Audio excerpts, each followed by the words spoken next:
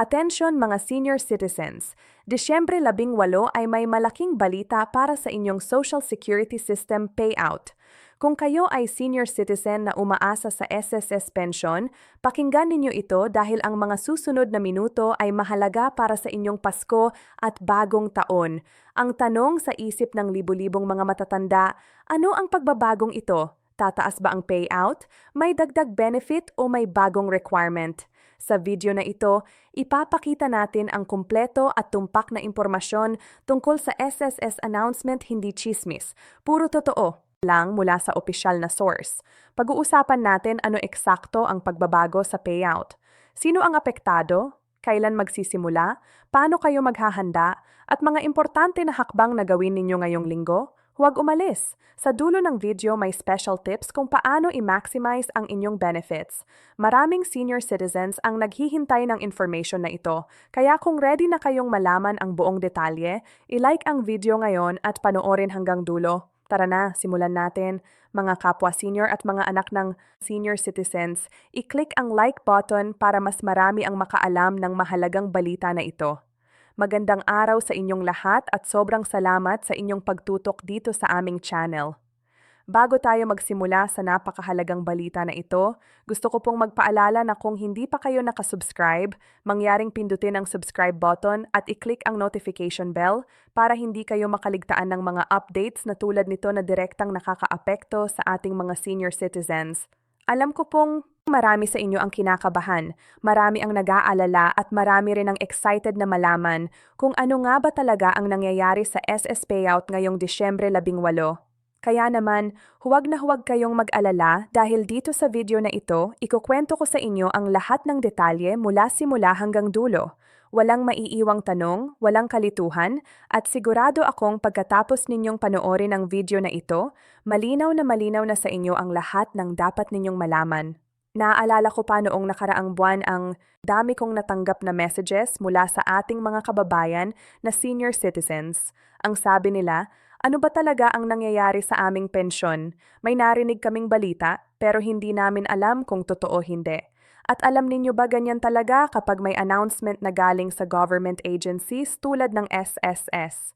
Mabilis kumalat ang balita pero hindi lahat ng nakikita natin online ay tama o kumpleto. Kaya nga nandito tayo ngayon para siguruhing ang impormasyon na inyong matatanggap ay galing sa mga tamang sources at maliwanag na maliwanag ang bawat detalye. Simulan natin sa pinakasimula. Ang Social Security System or SS ay isa sa pinakamalaking government agency na tumutulong sa mga Pilipino pagdating sa retirement benefits, disability benefits at iba pang social security protection. Para sa mga senior citizens, ang SSS pension ay hindi lang simpleng pera na natatanggap bawat buwan. Ito ay lifeline. Ito ay pag-asa. Ito ay resulta ng mahabang taon ng pagtatrabaho at kontribusyon. Kaya naman kapag may announcement na may pagbabago sa payout, natural lang na maging alerto tayo at gustong malaman ang buong kwento.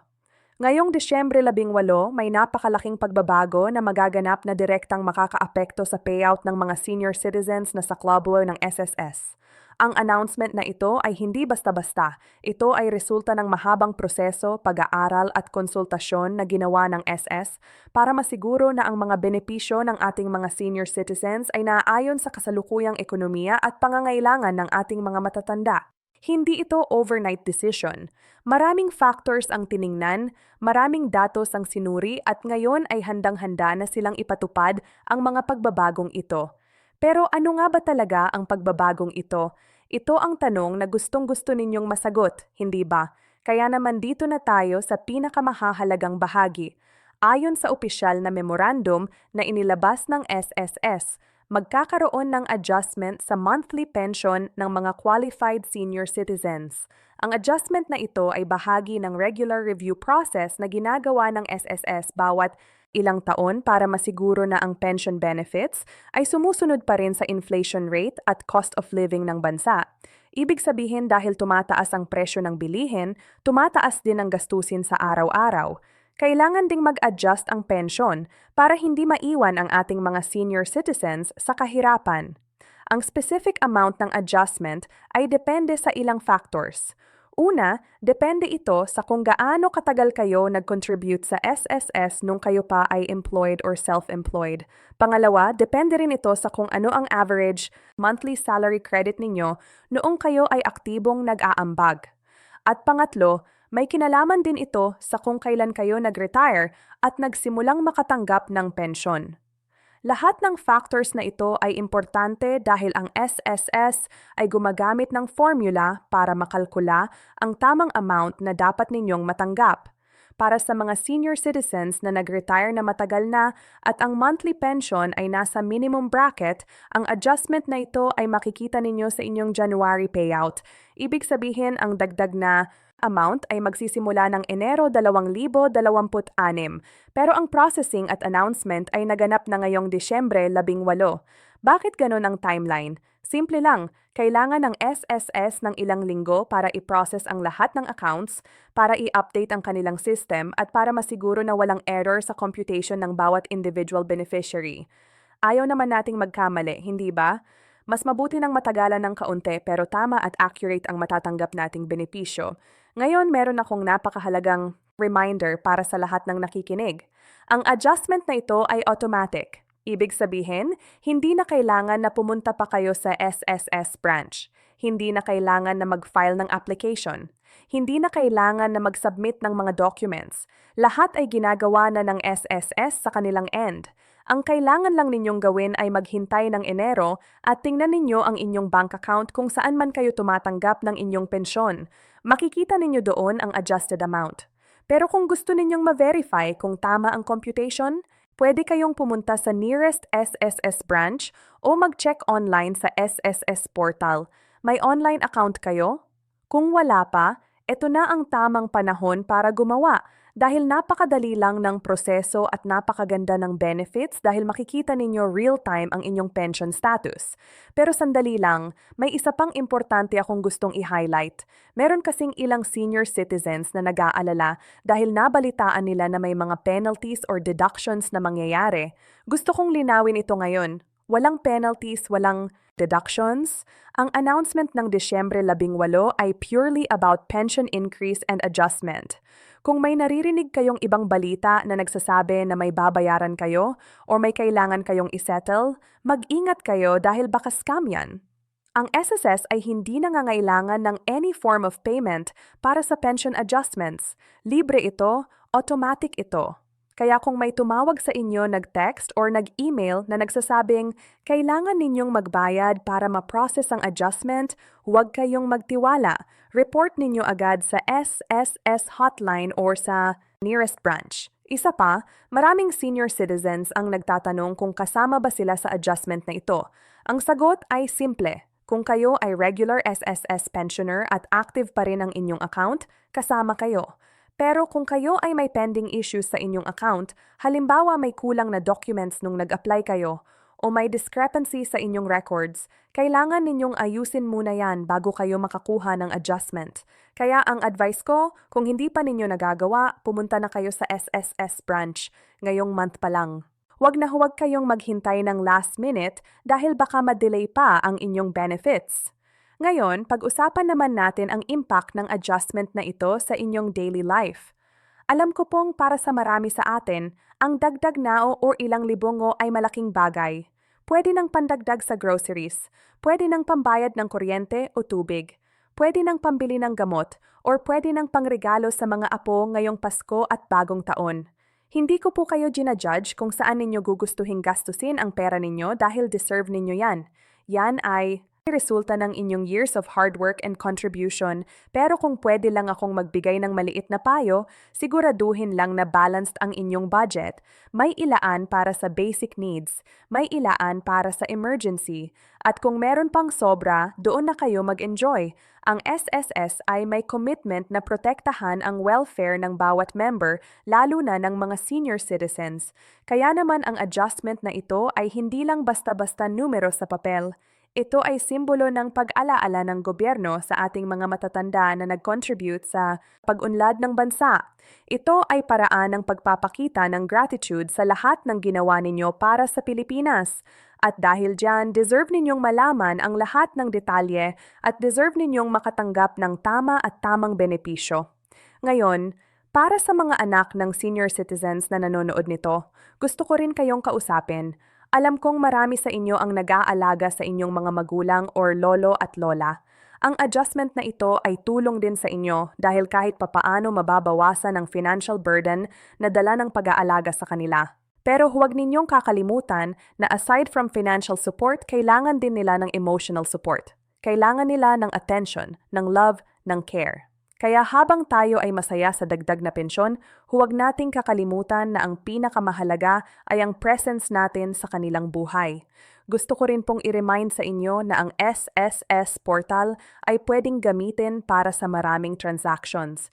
Pwede kayong mag-check ng contribution history, pwede kayong mag-update ng contact information, pwede kayong mag-print ng proof of pension at pwede rin kayong mag-apply ng iba pang benefits kung eligible kayo. Ang technology ngayon ay napakaganda na at napakadali gamitin kahit na senior citizens. May mga tutorials din sa YouTube kung paano mag-navigate sa SSS website. Kaya huwag kayong mahiya na matuto. Bago tayo magpatuloy, gusto kong pag-usapan ang background ng adjustment na ito. Nagsimula ang proseso ng review noong early part ng taon. Ang SSS Board of Directors ay nag-meet ng ilang beses para pag-usapan ang financial health ng SSS Fund at kung sustainable ba ang pag-increase ng pensyon. Kailangan nilang balansahin ang pangangailangan ng mga current pensioners at ang sustainability ng fund para sa future generations. Ito ay hindi madaling desisyon dahil may impact ito sa milyon-milyong Pilipino, kasama na ang mga kasalukuyang pensioners at ang mga future retirees. Ang SSS ay nag-conduct din ng actuarial studies para makita kung kaya ng fund na mag-sustain ng higher pension payouts in the long run. Ang actuarial studies na ito ay sobrang technical pero ang essence ay simple. Gusto nilang malaman kung may enough money ang SS Fund para magbayad ng higher pensions ngayon without compromising the ability to pay pensions sa future. At base sa mga studies na ito, nakita nila na may room pa for adjustment at ito ay safe financially. Meron ding consultations na ginanap with different stakeholders. Kinausap ang mga representatives ng senior citizens groups, kinausap ang mga economists, kinausap ang mga financial experts, at lahat sila ay nag-contribute ng kanilang insights para sa final decision. Ito ay collaborative effort na hindi lang galing sa isang tao o isang department. Ito ay bunga ng collective wisdom ng maraming experts na nag-dedicate ng kanilang time and expertise para sa welfare ng ating mga senior citizens. Ang interesting din ay ang timing ng announcement. Bakit December 18? May strategic reason yan. Una, December ay end of the year. Kaya ito ay perfect time para mag-announce ng policy changes na magsisimula sa next year. Pangalawa, December ay panahon ng Pasko at ang announcement na ito ay parang early Christmas gift para sa ating mga senior citizens. Pangatlo, binigyan ng SSS ang sarili nila ng enough time to process everything before January para smooth ang implementation. Ngayon, pag-usapan natin ang mechanics ng payout. Kung kayo ay tumatanggap ng pension through bank deposit, ang adjusted amount ay marereflect sa inyong account automatically sa regular payout date ninyo. Kung kayo naman ay pumupunta sa SSS branch o sa payment centers para kumuha ng inyong pension, ang adjusted amount ay makukuha ninyo rin sa regular schedule ninyo. Walang special procedure, walang additional requirements. Ang beauty ng adjustment na ito ay seamless ang implementation. Para naman sa mga senior citizens na may specific concerns or questions about their individual cases, ang SS ay nag-prepare na ng mga customer service representatives na trained specifically para sa adjustment na ito. Pwede kayong tumawag sa SSS hotline, pwede kayong mag-email or pwede kayong pumunta directly sa branch. Ang importante ay huwag kayong mahiya na magtanong dahil yan ang karapatan ninyo bilang SSS member. Isa pang importante aspect na gusto kong i-discuss ay ang long-term implications ng adjustment na ito. Hindi ito one-time thing. Ang SSS ay committed na mag-conduct ng regular reviews every few years para masiguro na ang pension amounts ay relevant pa rin at adequate para sa needs ng mga senior citizens. Ibig sabihin, ang adjustment na ito ay hindi ang huli. In the future, pwede pang magkaroon ng additional adjustments depending sa economic conditions at sa performance ng SS Fund. Ang commitment na ito ay importante dahil ito ay nagbibigay ng assurance sa mga kasalukuyang contributors na when their time comes to retire, may reliable pension din silang matatanggap. Ito ay nagpapalakas ng tiwala ng mga Pilipino sa SSS system at nag-i-encourage ng mas maraming tao na mag-contribute regularly. At habang mas maraming tao ang nagko-contribute, mas malakas ang fund at mas sustainable ang benefits para sa lahat. Gusto ko ring pag-usapan ang relationship between SSS pension and other senior citizen benefits. Ang SSS pension ay isa lang sa maraming benefits na available para sa mga senior citizens. Meron din kayong senior citizen discounts sa medicines, groceries, restaurants at transportation. Meron din kayong exemption sa certain taxes. Meron ding mga programs ng local government units na specifically para sa inyo. Ang adjustment sa SS pension ay complementary sa lahat ng ito. Hindi ito replacement kaya ang total package of benefits na available sa inyo ay talagang comprehensive at designed para makatulong sa inyo to live comfortably during your golden years. Isa pang importante reminder, huwag kayong magtiwala sa mga unauthorized agents or fixers na magsasabing pwede nilang pabilisin ang processing ng adjustment ninyo in exchange for money. Scam yan. Ang SSS ay hindi gumagamit ng fixers. Lahat ng transactions ay libre at direkta sa SSS. Kung may nag-approach sa inyo na ganito, report ninyo agad para hindi na makapag-victim ng ibang senior citizens. Para sa mga senior citizens na may mga health issues or mobility problems at nahihirapang pumunta sa SS branch, meron kayong option na mag-authorize ng representative. Pwede ninyo i-authorize ang isa ninyong anak or trusted relative para asikasuhin ang inyong SSS concerns. Pero make sure na legal ang authorization at may proper documentation. Ang SSS ay strict pagdating dito para protektahan ang inyong interests. Ang adjustment na ito ay reflection din ng improving economy ng Pilipinas. Kahit na maraming challenges na kinakaharap ng bansa, ang fact na kaya ng SSS na mag-adjust ng pensions ay sign na relatively stable ang economic situation natin. Ito ay news hindi lang para sa senior citizens but para sa lahat ng Pilipino dahil ito ay indicator na ang government programs ay sustainable at ang financial management ng SS ay responsible. Gusto ko ring i-acknowledge ang mga SSS employees na nagtatrabaho behind the scenes para ma-implement ang adjustment na ito. Hindi madali ang trabaho nila. Millions of accounts ang kailangan nilang i-process. Millions of computations ang kailangan nilang gawin. Millions of records ang kailangan nilang i-update at lahat ng ito ay kailangan nilang gawin ng accurate at on time. Kaya kung makikita ninyo sila sa branches or kung makakausap ninyo sila sa phone, be kind and patient. They are working hard para sa inyo. Para sa mga young professionals na nanonood nito at nagko-contribute pa lang sa SSS, ito ay reminder na importante ang regular contribution ninyo. Ang benefits na natatanggap ng mga senior citizens ngayon ay galing sa contributions ng current workers. At someday, when you become senior citizens, ang benefits ninyo ay galing sa contributions ng future workers. Ito ay system of solidarity na gumagana lang kung lahat tayo ay nagko-contribute ng fair share natin. Ang SS pension adjustment na ito ay hindi perfect. May mga limitations pa rin. May mga senior citizens na feeling nila ay hindi pa rin enough ang amount at valid yung concern na iyan.